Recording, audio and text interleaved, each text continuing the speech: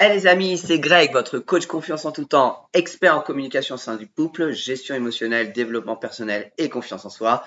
J'espère que vous allez bien. Aujourd'hui, nous sommes le lundi 27 février 2023 et mon sujet du jour, c'est il me manque ou elle me manque, que faire dans cette situation?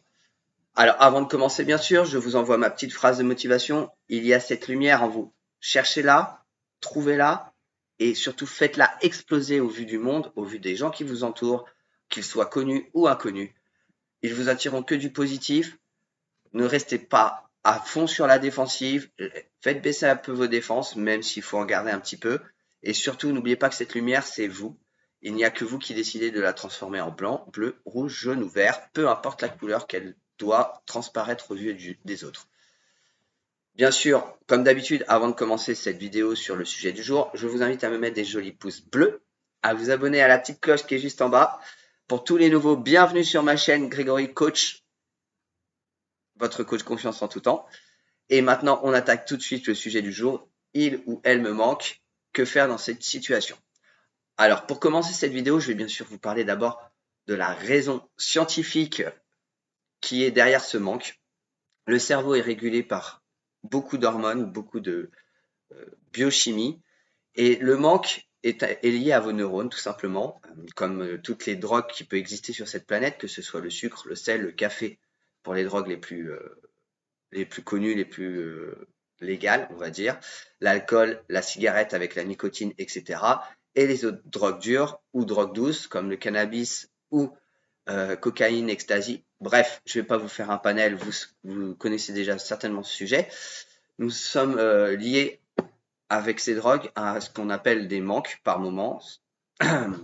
Ce manque agit sur votre cerveau parce que vous avez des neurones qui se sont habitués à recevoir des transmetteurs chimiques qui s'appellent la dopamine et la sérotonine, hormones du bonheur, celles que vous produisez à la fois naturellement si vous vous débrouillez bien par à la fois un bon état d'esprit, mais surtout une bonne alimentation, des activités physiques, que ce soit sportives ou des activités sociales.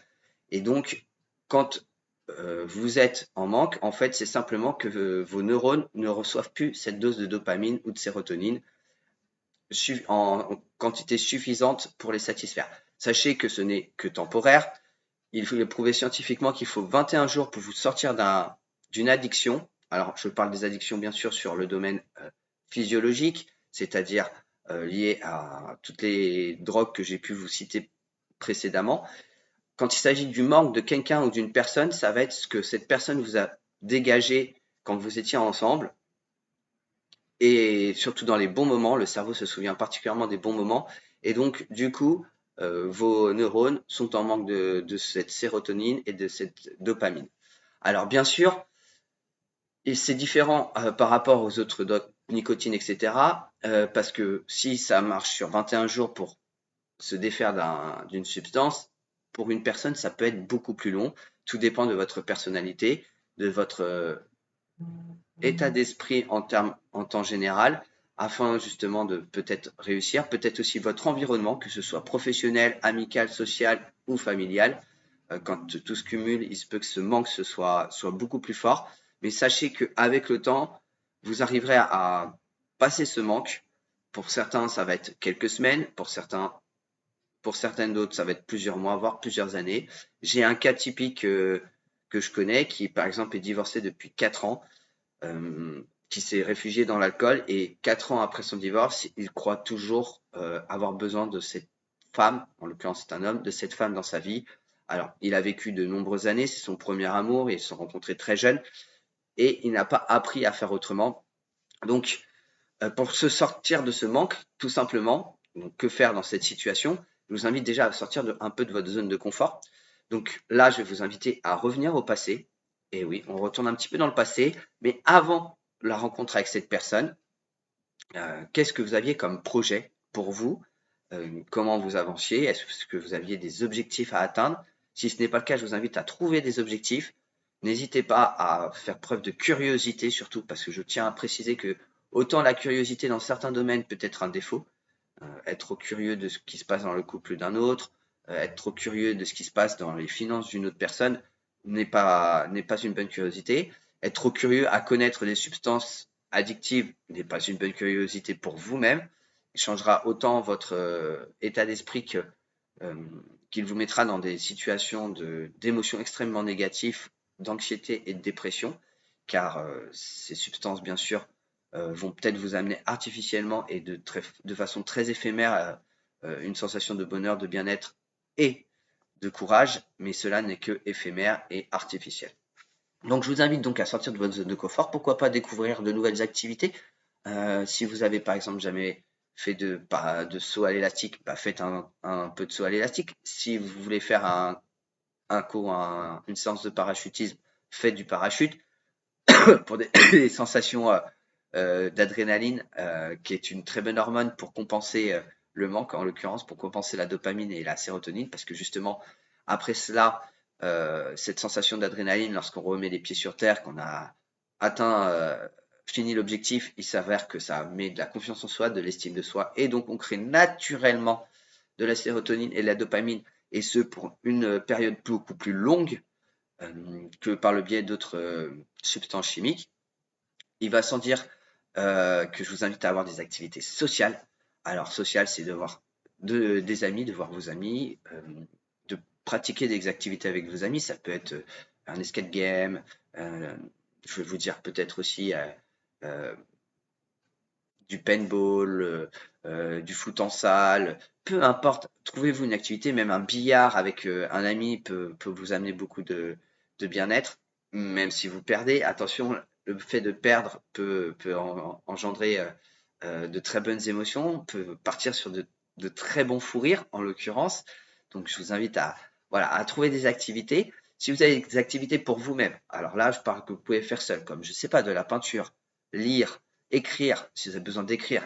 L'écriture est un bon moyen d'expression et de libérer autant le manque que les émotions négatives. Vous pouvez tout à fait écrire ce que vous ressentez sur une feuille. Je vous invite, je vous conseille même de le faire. Ça pourrait vous libérer d'un poids et pourquoi pas d'avancer progressivement vers une vie sans cette personne. Parce qu'il ne faut pas oublier que cette personne, si elle vous manque, elle a décidé, ou vous avez décidé en commun un accord de, de vous de ne plus faire partie de la vie de l'un et de l'autre. Et pour cela, si ça vient de l'autre, il faut le respecter. À vouloir courir derrière cette personne vous mènera qu'à des émotions négatives et à des situations particulièrement difficiles à gérer de façon émotionnelle et rationnelle, vous mettant à faire des actions qui pourraient se retourner contre vous, type harcèlement et autres. Donc je vous invite vraiment à vous concentrer, recentrer sur vous, écoutez-vous, et si vraiment vous n'avez pas d'idées, vous avez le droit de demander aussi des idées. C'est pour ça que je vous conseille de sortir de votre zone de confort en cas que vous n'avez pas spécialement d'idées. Après avoir fait une multitude d'activités, il y en aura bien une qui vous plaira, dans laquelle vous vous sentirez à l'aise et que vous aurez envie de continuer. N'hésitez pas aussi, très très bon, excellent pour la confiance en soi, l'estime de soi, et ça permet aussi d'occuper son esprit et donc de ne pas penser à l'autre personne, euh, de faire du bénévolat dans une association, que ce soit les Restos du Cœur, la Croix-Rouge ou autre. Le fait d'aider l'autre, c'est prouvé scientifiquement, ça ramène de la confiance en soi, ça ramène du bien-être. Nous sommes des animaux, et oui, nous sommes des animaux, ou du moins des êtres doués d'empathie.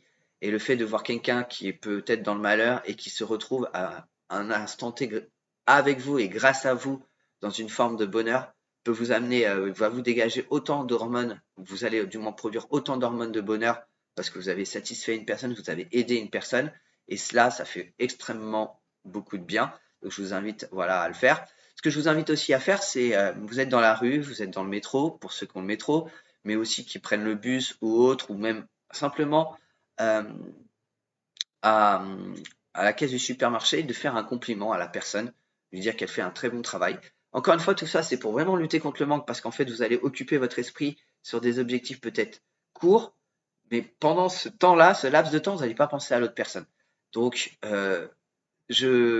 ça paraît un peu ridicule tout ce que je vous dis, parce que ça retombe automatiquement sur la confiance en soi.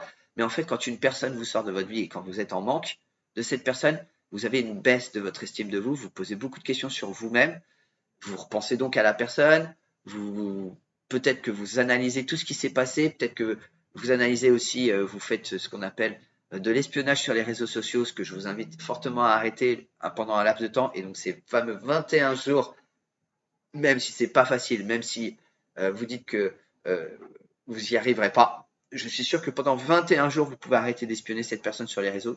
À la limite, si vous n'y arrivez pas, je vous conseille de vous couper des réseaux sociaux.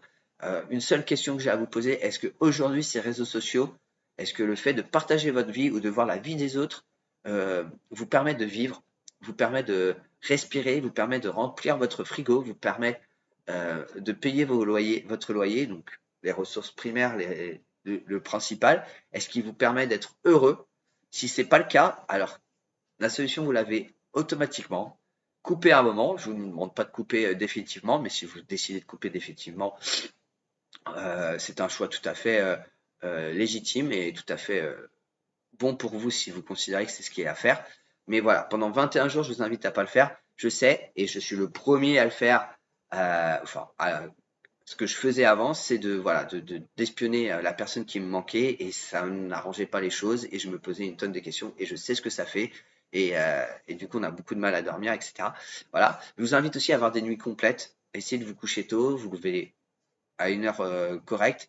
C'est bon pour l'état d'esprit, c'est bon aussi pour le corps, c'est bon pour donc la gestion émotionnelle.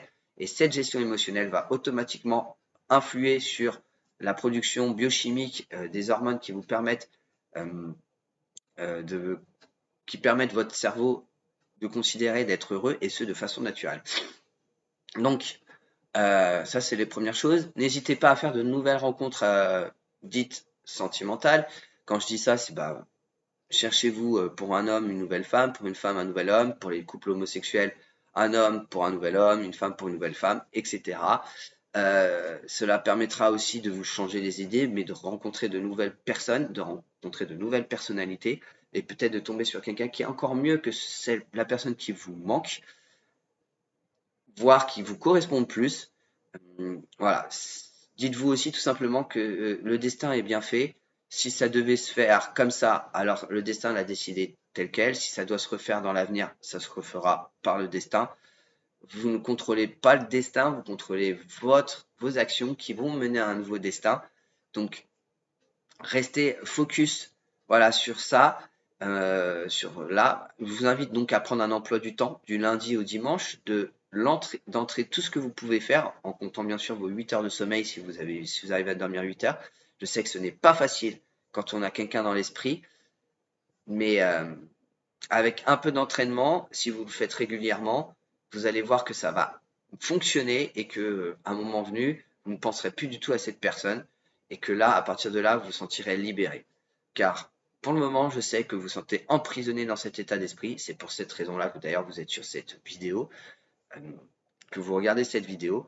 Voilà. Donc, je vous ai donné un maximum d'informations sur le manque, en l'occurrence que ce soit la partie scientifique et la partie physiologique, mais aussi que ce soit la partie d'état d'esprit, les émotions que vous pouvez ressentir, comme l'anxiété, la dépression, euh, comme une envie de vouloir courir derrière cette personne, et plus vous courrez derrière cette personne, et plus cette personne vous fuira.